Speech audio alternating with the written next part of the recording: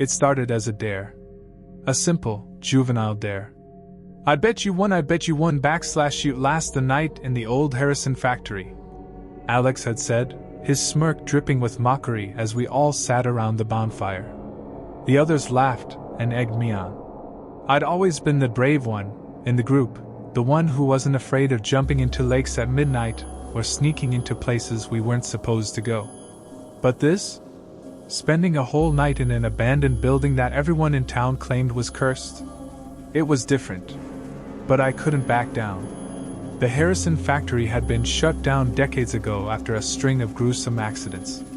Workers' limbs caught in machines, people vanishing during their shifts, and one particular story about a foreman who went mad and attacked his coworkers before setting himself on fire. The place had a reputation, sure, but I didn't believe in ghosts or curses. It was just an empty building.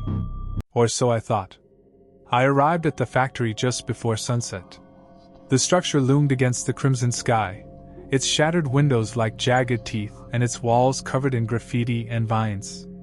The air around the place felt heavy, as if the factory itself was holding its breath. My phone buzzed with a final text from Alex. "Good luck, bro, hope you don't chicken out." I shoved my phone into my pocket and pushed open the rusted gates.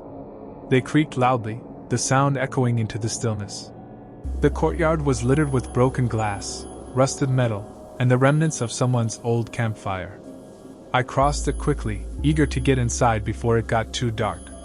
The interior was worse than I expected. The air was damp and reeked of mildew, and the faint light from outside barely penetrated the shadows.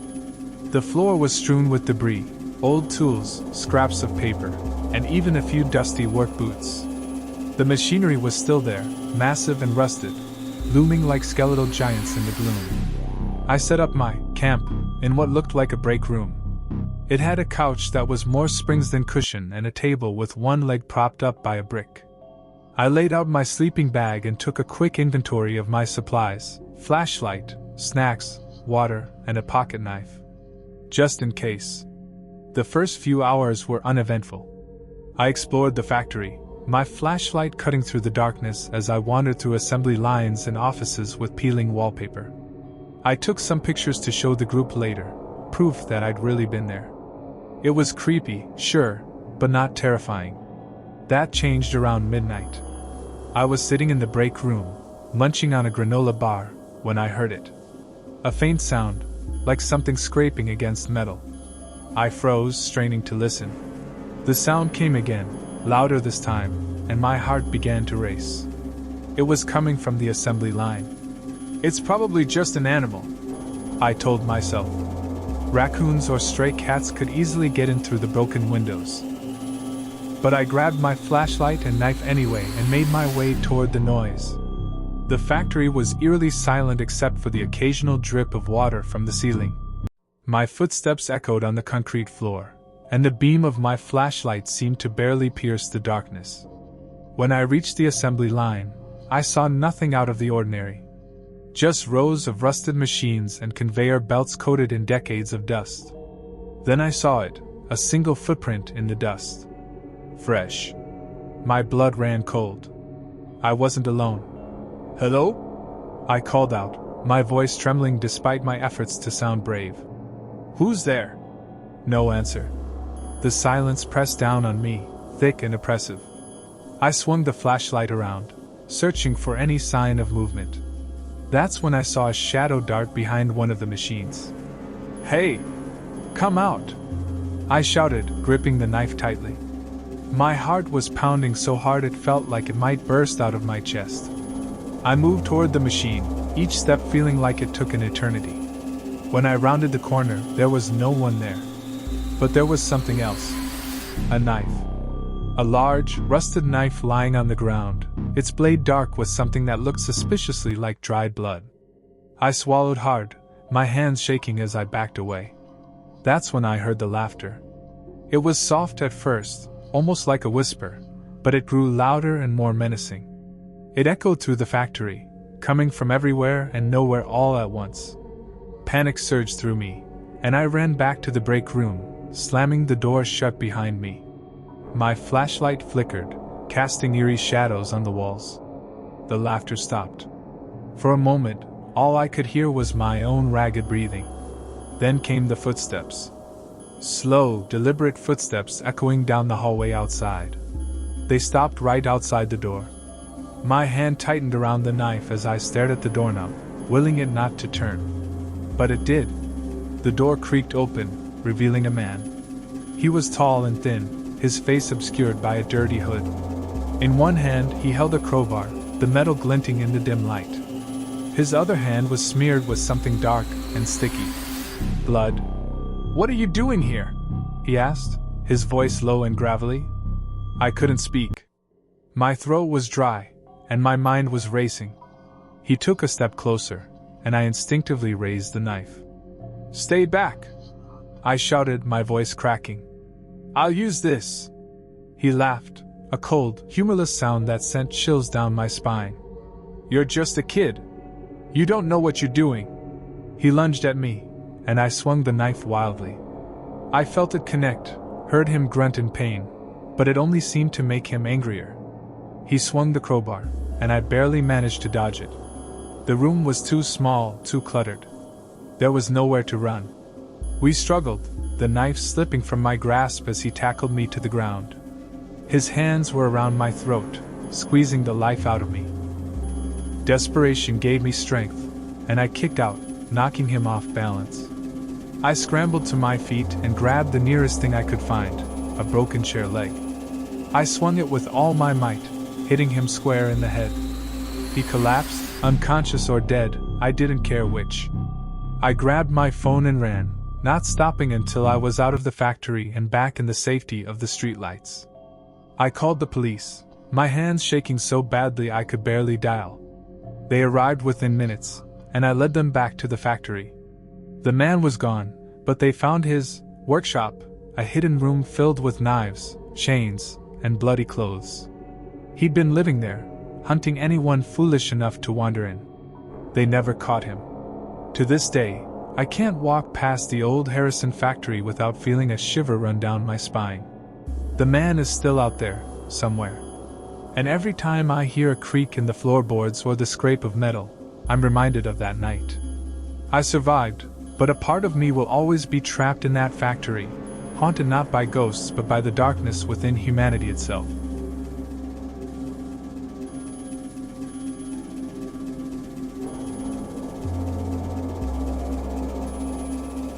It was supposed to be a simple urban exploration. I'd been to countless abandoned buildings before, hospitals, schools, even an old train station. Each one had its own story, its own eerie charm. But none of them had ever truly scared me. Not until I stepped foot inside the Ashcroft paper mill. The mill had been closed for decades, left to rot on the edge of town. Its towering smokestacks loomed like sentinels over the empty fields surrounding it. I'd heard whispers about the place. Workers who disappeared without a trace, strange symbols carved into the walls, and a fire that had consumed part of the building but left no sign of how it started. None of that deterred me. If anything, it made the place more intriguing. I arrived just before sunset, my backpack slung over my shoulder and my camera in hand. The chain-link fence surrounding the property was no obstacle. Someone had already cut a hole in it, likely other explorers or local kids looking for a thrill. I slipped through and made my way toward the main building, its brick facade crumbling with age. The air was heavy with the smell of mildew and rust. Broken windows gaped like empty sockets, and the wind whistled through them, creating an unearthly moan. I took a deep breath, steeling myself, and stepped inside. The interior was a labyrinth of decay. Machinery lay in pieces, coated in dust and grime. Papers littered the floor, their edges curled with age. I snapped a few photos, the flash illuminating the darkness for brief moments. As I moved deeper into the building, the sounds of the outside world faded, replaced by an oppressive silence. I reached what must have been the main production floor, a cavernous space with high ceilings and rows of rusted machines. My footsteps echoed as I walked, the sound bouncing off the walls. Something about the place felt wrong, though I couldn't put my finger on it. Maybe it was the way the shadows seemed to shift just out of the corner of my eye. or the faint smell of something burning that lingered in the air. Then I heard it, a faint shuffle, like a foot dragging across the floor. I froze, my heart pounding in my chest. "Hello?" I called out, my voice trembling slightly. The sound echoed, but there was no response. I shook my head, trying to dismiss the unease. "It's just the wind," I told myself. Or maybe an animal. Still, I couldn't shake the feeling that I was being watched. I continued to explore, moving cautiously now, my flashlight cutting through the gloom. As I entered what looked like an office area, I noticed something strange. The papers scattered on the floor here weren't yellowed with age like the others. They looked fresh, as if someone had recently been here. I picked one up and squinted at the text. It was a work order, dated just 2 days ago. My stomach churned. The shuffle came again, louder this time, followed by the unmistakable sound of a door creaking. I whipped around, my flashlight beam darting across the room. For a moment, I thought I saw a figure standing in the doorway, but when I blinked, it was gone. I backed out of the office, my every instinct screaming at me to leave. But my curiosity wouldn't let me. Instead, I decided to head toward the noise. If someone else was here, I needed to know who, or what, it was. The sound led me to a staircase descending into the basement. The air grew colder as I descended, each step creaking under my weight. At the bottom, the light from my flashlight revealed a long, narrow corridor lined with doors. Most were open, revealing storage rooms filled with broken furniture and tools.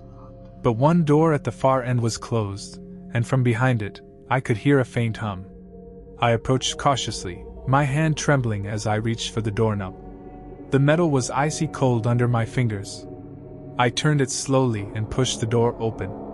The room was small, lit by a single flickering bulb hanging from the ceiling.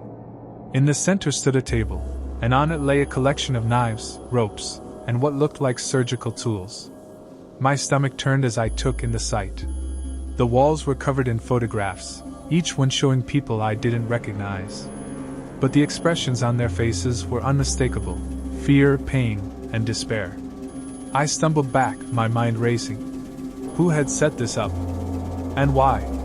I was about to turn and run when I heard the door slammed shut behind me. I spun around to see a man standing there. He was tall and thin, his face obscured by a hood. In one hand, he held a crowbar, the other gripping the edge of the door, as if to block my escape. "You shouldn't be here," he said, his voice low and menacing. "I didn't mean to," I stammered, backing away. My mind raced, searching for a way out. He stepped closer, raising the crowbar. "People like you never learn.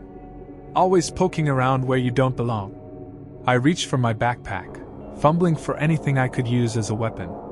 My fingers closed around my camera. Without thinking, I raised it and snapped a photo. The flash lit up the room, momentarily blinding him. I took the opportunity to dart past him, shoving him aside as I bolted for the door. The corridor was a blur as I sprinted back toward the stairs. Behind me, I could hear his footsteps, heavy and fast. "You can't escape," he shouted, his voice echoing off the walls. I reached the staircase and took the steps 2 at a time, my legs burning with effort. When I reached the main floor, I didn't stop. I ran through the factory, dodging debris and machinery, until I burst out into the open air. The cool night breeze hit my face, but I didn't stop. I didn't stop running until I was back at my car. I locked the doors and fumbled with the keys, my hands shaking as I started the engine. The headlights illuminated the factory's facade, and for a brief moment, I thought I saw him standing in one of the broken windows, watching me. Then I sped away, the image burned into my mind. I went straight to the police, telling them everything I'd seen. They sent a team to investigate, but when they arrived, the basement was empty. The room I'd found had been cleared out, and there was no sign of the man. They told me it was likely a squatter, someone who'd moved on after realizing they'd been discovered. But I knew better. Whoever he wasn't just some drifter. He had a purpose, a plan. And I had stumbled into it. For weeks after, I couldn't shake the feeling that I was being watched.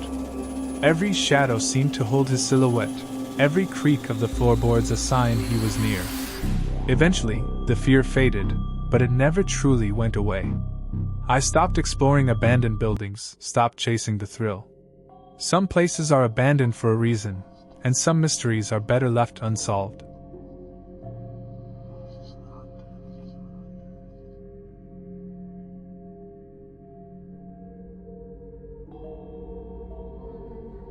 The first time I heard about the Granger Asylum, it was over a campfire, late at night, with friends swapping urban legends. Most of the stories were harmless, the kind you'd forget by morning. But the tale of Granger Asylum stuck with me. It wasn't the ghost stories or the rumors of patients who still wandered its halls that captured my imagination. It was the claim that no one who explored the place ever came back with the full story. There was always something missing, a gap in their memory, an unexplained injury, or, for the truly unlucky, the total loss of their nerve to even talk about it. So, naturally, when I found myself with a free weekend and nothing better to do, I decided to see the place for myself. I didn't believe in ghosts, and I wasn't one to shy away from a challenge. Urban exploration had always been a hobby of mine, a way to combine my love of photography with my insatiable curiosity about forgotten places. Granger Asylum seemed like the perfect destination. The building sat on the edge of a dense forest, its crumbling spires barely visible from the main road. I parked my car at the nearest turnout and hiked the rest of the way, the path overgrown with weeds and littered with debris. The air grew colder as I approached, the trees seeming to close in around me. By the time I reached the front gates, I was already starting to question my decision. The gates were chained shut, but someone had cut through the links, leaving just enough space for a person to squeeze through. I hesitated, my heart pounding in my chest. This wasn't my first time exploring an abandoned building, but there was something different about this one. It felt alive, as if it were watching me. Shaking off the feeling, I slipped through the gap and made my way up the cracked stone steps to the main entrance. The front doors were ajar, hanging crookedly on their hinges. Inside, the air was thick with the smell of mildew and decay. I turned on my flashlight, the beam cutting through the gloom to reveal a grand foyer, its once polished floors now warped and splintered. A massive staircase dominated the room, leading up to a second-floor balcony. To my left and right, darkened hallways stretched into the unknown. I'd come prepared, a backpack with extra batteries, water, a first aid kit, and my trusty camera. I pulled the camera out and snapped a few shots of the foyer, the flash momentarily illuminating the space. The sound echoed, making the building feel even emptier. Or maybe not. For a split second, I thought I heard something, a faint rustling, like fabric brushing against wood. I froze, listening intently. But the sound didn't come again. "It's just the wind," I muttered to myself, more for reassurance than anything else.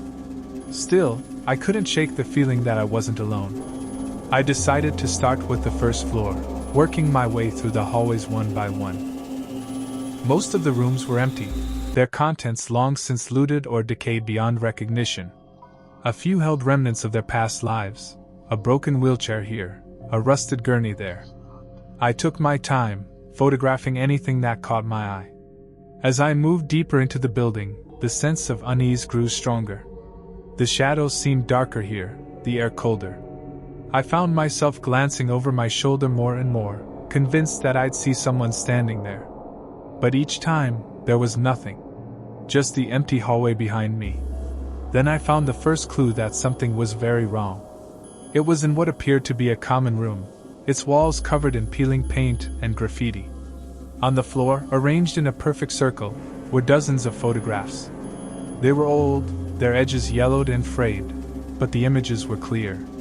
They showed people, patients, I assumed, in various states of distress.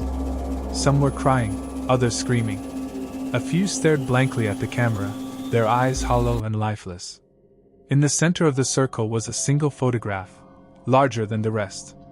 It was a group shot, showing a dozen or so patients alongside what I assumed were staff members. But their faces had been scratched out, leaving only their bodies visible.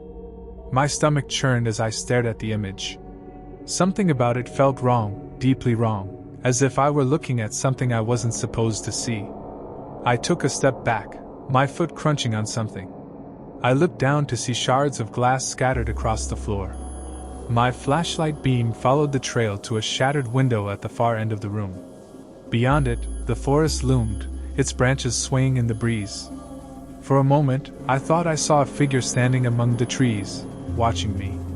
But when I blinked, it was gone. I decided it was time to move on. The circle of photographs was too unsettling, and I didn't want to stick around to find out who had arranged them. I made my way back into the hallway, my footsteps echoing loudly in the silence.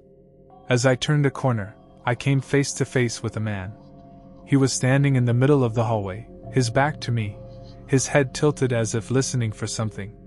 I froze, my breath catching in my throat. He was dressed in ragged clothes, his frame thin and wiry. In one hand, he held a long, rusted pipe. "Hello?" I said, my voice barely above a whisper. He didn't respond. Instead, he slowly turned his head to look at me. His face was gaunt, his eyes sunken and filled with something I could only describe as malice. For a long moment, neither of us moved. Then he took a step toward me. I didn't wait to see what he would do next. I turned and ran, my flashlight bobbing wildly as I sprinted down the hallway.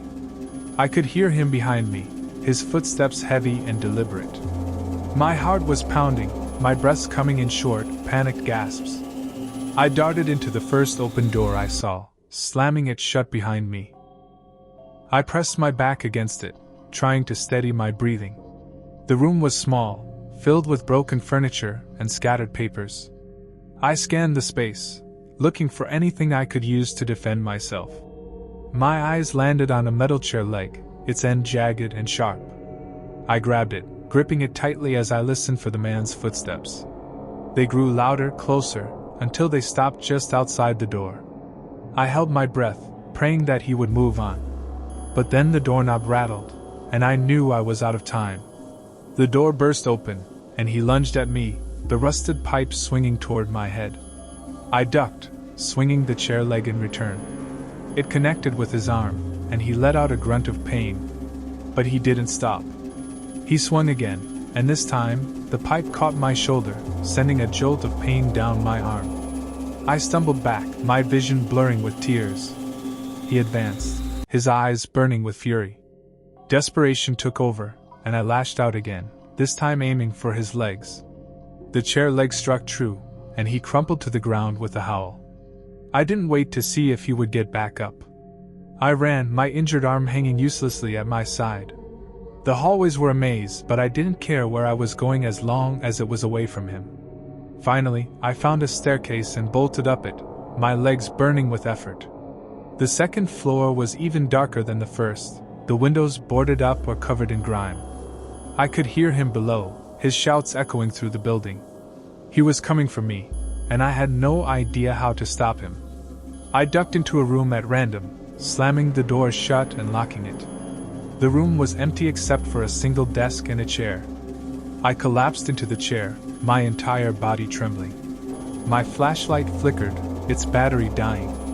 I fumbled in my backpack for a spare, my fingers shaking so badly that I dropped it twice before managing to replace it.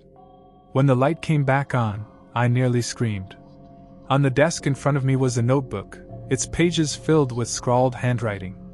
I picked it up, flipping through the pages. Most of it was incoherent, a jumble of words and phrases that made no sense. But one phrase was repeated over and over. He watches. He waits. The sound of footsteps outside the door snapped me out of my trance. I clutched the notebook to my chest, my heart racing. The doorknob rattled, then stopped. I held my breath, waiting for the inevitable. But instead of breaking down the door, the footsteps retreated. I waited until the silence returned before creeping out of the room. The hallway was empty, but I knew he was still somewhere in the building. I had to find a way out. The rest of the story needs to grow organically from here, weaving tension and resolve. Let me know how you want it to progress or if you'd like me to continue at this level of detail.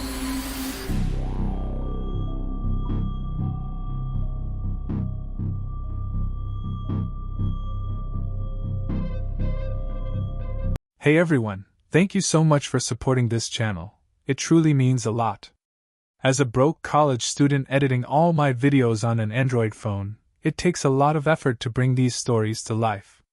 A laptop would help me create better content faster, so if you enjoy my work, please subscribe and share.